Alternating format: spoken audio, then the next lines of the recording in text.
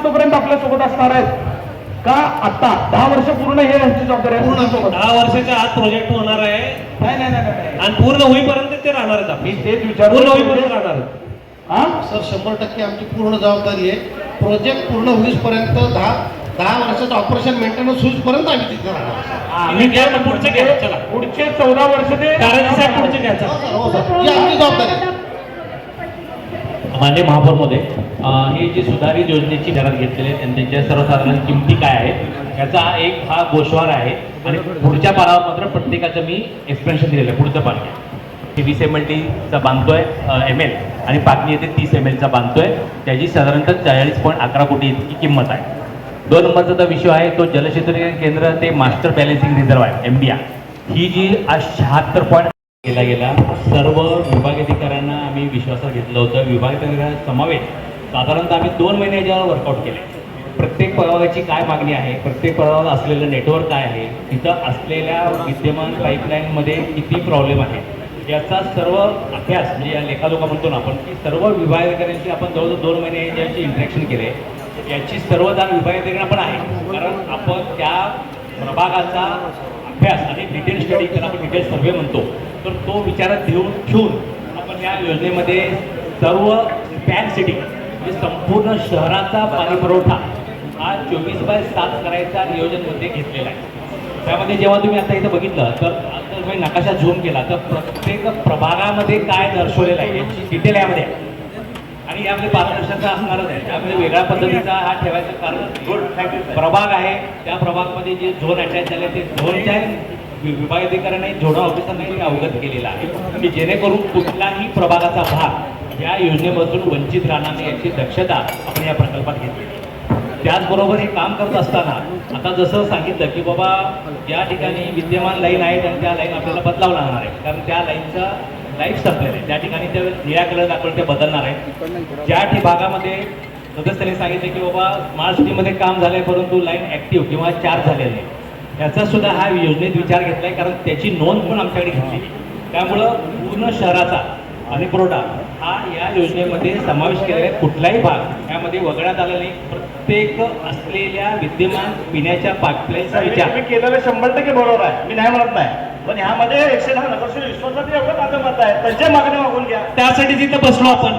त्यांना माहिती तर काय कुणाच्या वार्डात चालणार माहिती तर घ्या मग नंतर विचार त्यांनी घेऊ दे ना. हे त्यांच्या आम्ही सर्वे केला मग आम्ही सर्वे केलेला आहे. दादा 110 फक्त आपल्याला माहिती द्यायला ते त्याचा अजून परत तो चेतन दादाला एक सेपरेट सोलापूर शहर संपूर्ण आपल्या मला तुमच्या प्रभागाचे सर्व सोलापूर शहराला पाणी पुरवठा वेळ आहे त्या गोष्टीला वेळ आहे. तुम्ही वेळ आहे तुमची शंका जी आहे ना ती शंके हो बसून घ्या तुम्ही सोलापूर बसून घ्या तुम्ही आणि त्या नेटवर्कमध्ये आपल्याला काय सुधारणा करायची आहे हे सुद्धा यात विचारात घेतलेलं आहे. चल बसून घ्या तुम्ही. हिरव्या कलरने दाखवलेलं आहे तिथे त्या ज्या लाईन आहेत त्या लाईनची सध्या असलेली कपॅसिटी त्या भागात असणारा लोकसंख्या आणि त्या भागात होणारी वाढ याचा सगळा विचार करून आपण ही योजनेमध्ये सर्व प्रकारचे प्रस्तावित या योजनेमध्ये विचारात ठेवलेले आहेत. त्यामुळं आपण पहिला टप्पा म्हणजे आपली योजना 2030ला पूर्ण होईल. स्मार्ट सिटीमध्ये जे आपण जलवाहिनी टाकले त्याच्या ह्याला अटॅचमेंट राहणार आहे ना. हो सर लोकसंख्या असणार आहे कारण आपला प्रकल्प 2030 पर्यंत पूर्ण होईल असं सध्या आपण या प्रकल्पाचा याचा सुद्धा विचार या योजनेमध्ये केलेला आहे जेणेकरून आतवाडीमध्ये जास्त ग्रोथ होतो कम्पॅरेटिव्हली गावठाण भागात. त्यामुळं आपल्याला जर तुम्ही नेटवर्क पाहिलं असेल तर जे लाल सगळं जे जाळं दिसतंय ते हद्दवाडीमध्ये माहिती देताना सांगितलं की छत्रपती संभाजीनगरमध्ये आपण हे एजन्सी चालवत आहे म्हणून. तुम्ही छत्रपती संभाजीनगरमध्ये रहिवासी आहात. छत्रपती संभाजीनगरची आजच्या घडीला पाण्याची परिस्थिती काय आहे आणि याच्यापूर्वी तुम्ही अशा पद्धतीचा प्रपोजल दुसऱ्या महापालिकेला आपण केलेला आहात का त्याची जरा माहिती द्या ना. शहराचा पूर्ण विचार केला आहे सर म्हणजे एक्झिस्टिंग काय प्रपोज करेल आपल्याला याच्यात एक प्रथम ॲडव्हान्टेज हा असा राहणार आहे की बा हे डीबीओ मॉडेल जे आहे ना याच्यामध्ये पुन्हा व्हॅलिडेशन करावं लागणार आहे. जसं आता आम्ही तुम्ही साहेब म्हटले संभाजीनगरला तर हा EPC मोडमध्ये कॉन्ट्रॅक्ट होता तरीसुद्धा आम्हाला काही ठिकाणी व्हॅलिडेशन करावं लागलं. संभाजीनगरचं आपणच केले. आज 80% पाणी त्याचं पूर्ण काम झालं आणि काल परवा जलशुद्धीकरण 48 किलोमीटरची पाईपलाईन आपण 38 किलोमीटरची पाईपलाईन टाकून 2.5 मीटर डायमीटरची कालच लोकार्पण झालं जलशुद्धीकरण केंद्राचं.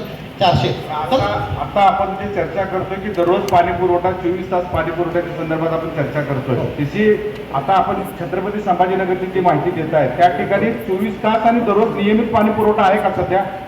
आता स्थिती खूप संभाजीनगर जे काय बरोबर जे सांगितलं की आत्ता फक्त जलशुद्धीकरण केंद्रापर्यंत पाणी आलंय कारण सप्लाय डिमांड गॅप जो आहे त्याच्यामुळे 8 ते 10 दिवसाला आज आम्हाला पाणी आहे आणि त्याचा टप्पा सुद्धा जास्त आहे. 8 ते 10 दिवसाला पाणी पुरवठा आहे सध्या. पाणी पुरवठा सध्याला आहे आणि 8 आता ते जेव्हा 10 आपली दिवसाला. योजना पूर्ण होणार आहे आणि दुसरं याच्याशीच निगडीत एक विचारायचं आहे मागं स्काडा प्रणालीने काय केलंय ते केबिनमध्ये एसी केबिनमध्ये बसून आपल्या सोलापूर शहराचं सर्वेक्षण केलं त्या पद्धतीने आपण सर्वेक्षण केलं आहात का? नाही मी तेच सांगतो आणि आपण जागेवर जाऊन फिजिकली आपण स्वतः एजन्सी आता प्रपोजल सादर करतात सभागृहात आपण मग माझ्या भागामध्ये तर झोपडपट्टी परिसर जास्त आहे त्या ठिकाणी आपण स्वतः व्हिजिट करून पाहणी केलं का लायब्ररीच्या सर्व प्रतिनिधी फिरले आणि त्याच्यात मी तेच तुम्हाला सांगायचा प्रयत्न करतोय की जे संभाजीनगरला सुद्धा आम्हाला जो अनुभव आहे की बऱ्याच वेळेस कधी टाक्याच्या जागा मिळत नाही टाक्याच्या जागा बदलावं लागल्या तर पुन्हा तर आमची डिझाईन टीम जी आहे ती जवळपास 15 लोकांची डिझाईन टीम बॅकएंडला काम करत होती जेव्हा काम चालू होतं. पाणी ते सांगा पाणी इंद्रधनुला देणार आहे का बाहेर नागरिकांना देणार आहे ते टाकी बघून ते करावं ते सांगा खुलासा करा. तो जो असतो ना मॅडम तो पूर्ण त्या आजूबाजूचा एरिया आपल्याला सगळा कव्हर करावा लागतो आणि अस्तित्वातील करून आपण अजून एक प्रस्तावित केली तर तो जो झोन आहे तर त्या झोनचं ड्रॉइंग आपल्याला उपलब्ध करून देतो. मला एक खुलासा करायचा आहे तुम्ही इंद्रधनुला प्रायव्हेट जागा असल्यासारखे त्या ठिकाणी महानगरपालिकेला आपले जे अंतर्गत आपली जी बाजूला 5 एकर जागा असल्यासारखे त्या भागामध्ये तुम्ही बसू शकता आणि इंद्रधनु लाखो रुपये एका प्लॉटला 30 लाख 25 लाख घेऊन जरी खरेदी करायला बघताय आपण महानगरपालिका प्रत्येक तर सुविधा देत असल्या तरी चुकीचं असल्यासारखे आणि त्या भागामध्ये आपण काय आपले अधिकारी बिल्डर लोकांकडून त्या ठिकाणी पाणी कसं ते बसवता प्रायव्हेट जागेमध्ये बसवता येत नाही एक समजून जगात काही ना काही त्या ठिकाणी ती टाकी पुन्हा एकदा बांधावी लागणार आहे आणि त्या टाकीवर आपण गुरुत्वाकर्षण की पाणी सोडणार आहे असं कधीतरी त्याला टेक्निकल पद्धतीने थोडं समजा म्हणजे मी त्या ठिकाणी इनलिगल कामं काय केलं काढू का सगळी लिस्ट तयार मी आता महापालिकेच्या अधिकाऱ्यांना पाठीशी घालू नका प्रायव्हेट जागेमध्ये बसवता येत नाही नियमानुसार आणि तर पाणी तिथं गोरगरीब लोक आजूबाजूला आहेत त्या लोकांना पाणी भेटत नाही काय नाही अनेकदा आम्ही निवडून आल्यापर्यंत किती समस्या आल्या ते मला माहिती आहे फिरायला बघते आता सुद्धा फोन यायला बघतात पाणी येत नाही काय सुद्धा नाही मग महानगरपालिका काय झोपी द्यायला बघते का एवढं मोठा आपण कोटी रुपये निधी आणणार बजेट आणणार मग यांनी काय काम सोडलं तुम्हाला काय माहिती बघतात पाहिजे? मला सांगा ते हिंद म्हणून टाकी आहे का बाकीच्या नागरिकांसाठी ते फुलाचं पाहिजे काय मला जी जागा आहे ती महापालिकेच्या मालकीची आहे I2R मधून ती जागा आलेली आहे त्या भागातील ज्या काही वस्ती आहेत त्या वस्तींना तो वस्तीचे नावं सांगा वस्तीचे नावं सांगा त्यावेळेस त्या टाकीला मान्यता देण्यामध्ये यावं नाही तर देण्यामध्ये नाही यायला पाहिजे हरकत आहे माझी नावं सांगा टाकीचे कुठं कुठं एरियामध्ये पाणी जाणार आहे काय काय जाणार आहे ते पहिला कळू दे ना मग तेव्हा मान्यता घ्या. माझ्या अध्यक्षाने प्रभाग 15 जिल्ह्यामध्ये तिथं नागरिकांना जिथं जिथं माझी वस्ती आहे त्या भागामध्ये पाणी गेलं तर इंद्रधनुला पाणी न देता करता पाणी देण्यामध्ये त्याला काही ऑब्जेक्शन नाही आहे त्या नागरिक टॅक्स वगैरे भरायला बघतात पण जे आजूबाजूचे पण झोपडपट्टी भाग आहे त्या लोकांना पाणी नाही आहे 8-10 दिवस झाले त्या लोकांना पाणी भेटत नाही त्याचा तेवढा खुलासा करायला सांगा. खुलासा करा इकडे हाय लेवलला उंचावरची टाकी होणार आहे त्याचं पाणी की टाकी आता सकाळपासून संध्याकाळपर्यंत जे पाणी चालतंय ते टाकी बांधलं की आपल्याला 1-2 तासामध्ये देता येतं ते पाणी मला सांगा इंद्रधनुला आहे का कुठं कुठं जाणार आहे ते सांगा की ते पाणी इंद्रधनु पासून देगावच्या ह्याच्यापर्यंत जाणार रमाणीनगर ते सगळा परिसर कव्हर होणार. पाईपलाईन 15चे जिथे काही इराजित नाही तर नगरसेवकाला अधिकाऱ्यांना घेऊन जरी सोबत तिथं जाऊन तुम्ही त्यावेळेस ते टाकीची बांधण्याचं काम ते करायला पाहिजे आणि चारी प्रभाग 15चे जे नगरसेवक आहेत म्हणा प्रभाग 7चे पण ते नगरसेवक 16 आपण पुढच्या सभा म्हणजे आजच्या सभेला केसीची व्यवस्था करू असा शब्द होता तर ती सूचना मी मागे होतो तर 1 महिना झाला आपलं काही जमलं नाही पण पुढच्या महिन्यात गोड झाली तर हिवाळा होतोय केसी बसवली यावेळी काय करा इकडं बसून टाका काय गरमीमध्ये काय गरम पाण्यात आपण पाहिजे का प्रत्येक नगरसेवकांनी 10 मेगावॅटला किती जागेची रिक्वायरमेंट 47 एकराच्या प्लॉट मध्ये करायचं बोलतोय मी त्याचं डीपीआर करणार असेल ना आयुक्त साहेब जर 10 मेगावॅट सोलरवर आपल्याला बनवायचं असेल तर किती जागेची गरज आहे? महापौर साहेब पॉइंट ऑफ इन्फॉर्मेशन आहे आता महापौर अक्का हे त्यावेळी सदस्यांना समजेल त्यांनी सर्वे करताना कुठल्याही सदस्याने त्यांनी विषय घेतलं नाही जेवढं त्यांना तर माहिती आहे का ते पण विचार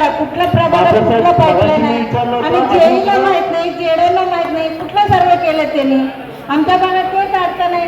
विचारा ते जेवढ्यांना माहित आहे का पूर्ण प्रभागाचं. कारंजी साहेब तो आगे म्हटलं रे मेरे को तकलीफ होता. सोलापूरला 4 समोर जातोय आपण त्या ठिकाणी आपण जेव्हापासून 175 बंद केलंय तेव्हापासून आपण 8 दिवसात पाणी पुरवठा जातोय साहेब, हे लक्षात राहू द्या. 175 बंद नाही, 175 चालू असल्यामुळे जास्त असं थोडंसं सांगा ना, असं सांगा ना. 175 सारखं की डायरेक्ट पाणी मिळतं. अधिकारी अरे तुम्ही चांगलं काम सकाळी 9 म्हणता संध्याकाळी 12 अरे संदीप संदीप मागच्या 4 दिवसापासून राहायला पाहिजे. अजून काय केलं महिना झाला ते अजून ते 4 वेळा तिथं राहत नाही. त्या ठिकाणी एक दुर्घटना घडल्या, त्या ठिकाणी एक माणूस मेला त्या ठिकाणी एक माणूस नेमून द्या आणि चावीवाल्यांचा पण कंट्रोल ठेवा तिथं. आणि आपला प्रत्येक वेळा आपला फोन करता आपण फोन उचलता या लोकांना सापडत नाही चायवाला. पण त्या ठिकाणी केंद्र म्हणून एक नेमणूक करू ना, त्या ठिकाणी त्याला बसवा ना. आमचं फोन होतं की आणि ठिकाणी फोन होतं का आपल्या वेळ वाचेल मग पाणी राखणे का म्हणजे तो कामातच जातो ना, तो गावातच जातो, लग्नातच जातो. तुमचं पाणी कधी येतं काय येतं कोणाचं लक्ष बी नाही काय नाही. छोटेसा फोन छोटेसा काम येतं फोन पण फोन दिला मग नागरिकांनी विचारतात. ठीक आहे, आता बसून घ्या. पूर्ण शेळगी भागातील खरोखरच गरज आहे. पाण्याची टाकी बंद आहे ते त्यांच्या शेळगी भागात घेतली ना टाकी आपण. टाकी आहे पहिल्याची दैनय भागात ते ते चालू आता करा. नवीन करून आपण त्यातनं ते दोन्ही चालू ते करू. नवीन नाही, जे जुनी आहे ते चालू करा अगोदर. नवीनला 10 वर्ष लागतील चालू व्हायला तुम्हाला. इन्फॉर्मेशन महापौर चौकी आपलाच प्रभाग आहे. आता 1 मिनिट फक्त जास्त वेळ घेत नाही. मी चौबे साहेबांना विनंती केली होती की चौबे साहेब 10 मिनिटं इकडे या तुम्ही आणि लोकांना उत्तर द्या. मी काय समाजात खेळत होते, मी फोन करून सुद्धा ते प्रॉब्लेम सॉल्व्ह करण्यासाठी जर चौबे साहेब येत नसतील तर जबाबदारी अधिकारी म्हणून आम्ही कुणाला पकडायचं ते आम्हाला सांगण्याचं उत्तर द्या. आणि याच्या संदर्भात फक्त एकच गोष्ट आहे माझ्या जलशुद्धीकरण आहे. पाणी येतं, आता पण पाण्याचं पाणी परंतु पाणी आल्यानंतर पाणी किती शुद्ध आहे त्याचं तपासणी करण्याची काही यंत्रणा जुनी आहे का आणि नवीन स्थापन करावं लागतं त्याचं पण विश्लेषण करावं. ठीक आहे. जिथं पाणी येतं तर तिथलं सुद्धा नळाचा बंद झालेला तिथं पाणी चाललेलं नाहीये. म्हणजे विचारायचं कुणाला त्यांनाच माहित नाही तर सर घ्या पुढचं. जो आहे 20 लाख लिटरचा तो प्रभाग क्रमांक 10 करता आहे. आदित्यनगर जो आहे 15 लाख लिटरचा प्रभाग क्रमांक 23ला आहे.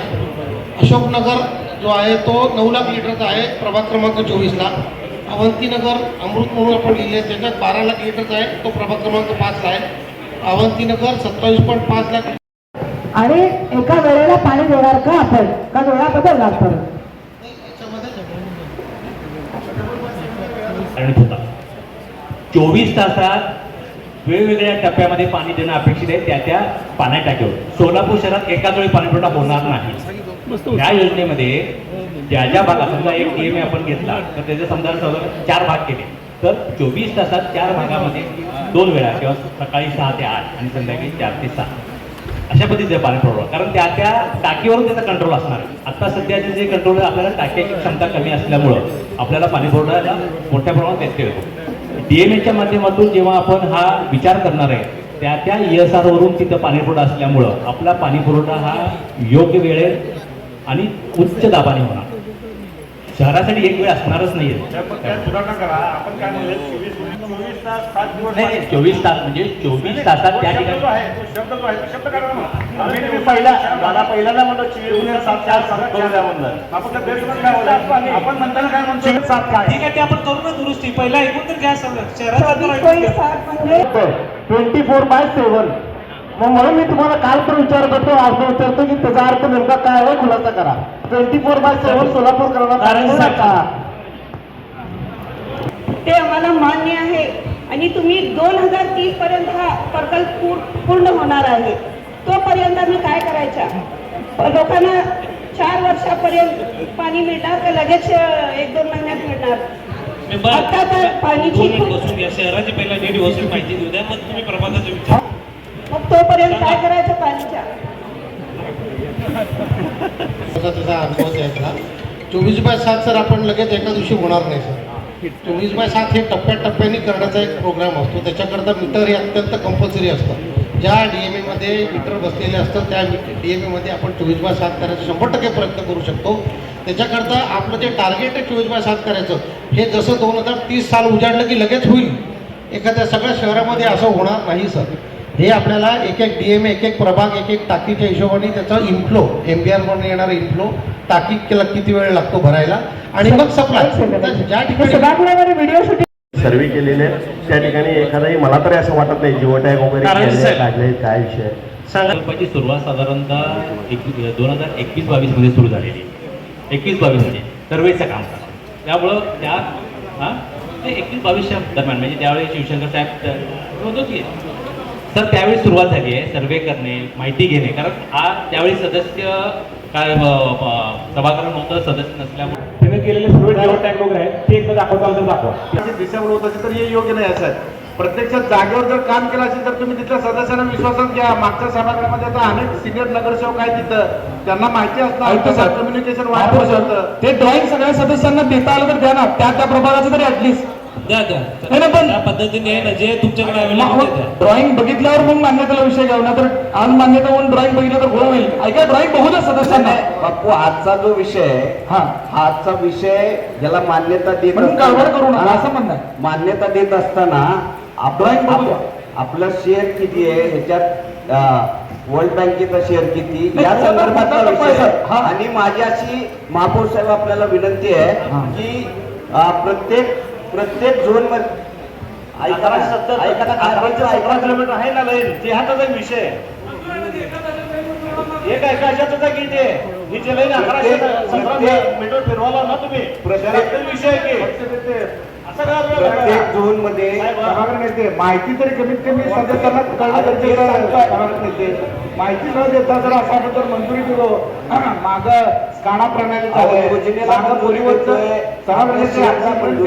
मागे आपण महापालिकेने लाईनला मान्यता आहे का नाही ड्रॉइंगला?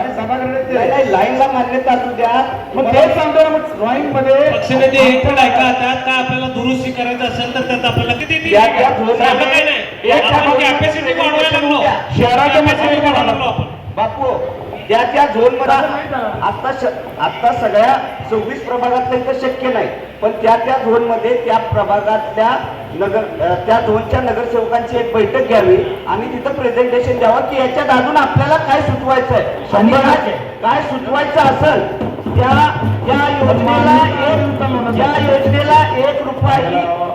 योजनेला 1 रुपयाही कमी पडू देणार नाही असं देवेंद्रजी फडणवीसांनी आपल्याला भाषणात नाही मी तुम्हाला बोला भाषणात भाषण नाही मी तुम्हाला विश्वास देतोय, भाषण नाही विश्वास देतोय. जे काही कमी पडेल वाढवावं लागेल. मुख्यमंत्री महोदयांकडे आपण मिळून जायचं आपल्याला. काय आहे हे थोडंसं समजून घ्या. मान्यता व्हायला लागली आहे. सभागृहातल्या लोकांना ड्रॉइंगला मान्यता करायला आपण सूचना करत असताना या व्यतिरिक्त त्या सुद्धा पुढील येणाऱ्या सभागृहात आपण त्या इन्क्लूड करून घेऊ शकतो. पक्षनेते सर्व झोनला जर काय अजून सदस्य लोकांची जर काय मागणी असेल तर त्यात आपण ऍड करूया. तो विषय नाही तो आता यांना जे काय प्रेझेंटेशन आहे ते त्यांना पहिला देऊ दे की प्रेझेंटेशन देऊ द्या प्रेझेंटेशन द्या. तरी सांगितले आपण ऐकलो, आपण घरी गेलो तरी गावाला असं लोक ना दाखवायचं जागर बोललं पाहिजे. 2 मिनिटात कळतं लाईनी कुठे चालल्यात. बापू साहेब आता ज्या भागात स्मार्ट सिटी लाईन झाली प्रभाग होईल कुठल्या प्रभागामध्ये नवीन लाईन आहेत कुठल्या प्रभागामध्ये जुन्या नाहीत हे अतिशय जवळून सर्व नगरसेवकांना कळेल की आपल्या भागामधून काय चालू आहे चाललेलं आहे. फक्त ह्या पार्श्व असावं असं आमचं मत आहे. नाही तर जैसे आपले काठी उसकी बैस बोलत तर नाही होणार बरोबर. कोणी नगरसेवक आहे त्या नगरसेवका भागामध्ये टेनपर्यंत पाणी पोहोचलं पाहिजे त्याकरता मी पारदर्शक होतो. आपण त्याची काळजी घेणार आपण बरोबर ना. आता माझ्या प्रभागात स्मार्ट सिटी मधून ज्या पाईपलाईन घातल्या गेल्या त्या अद्यापही कार्यान्वित नाही.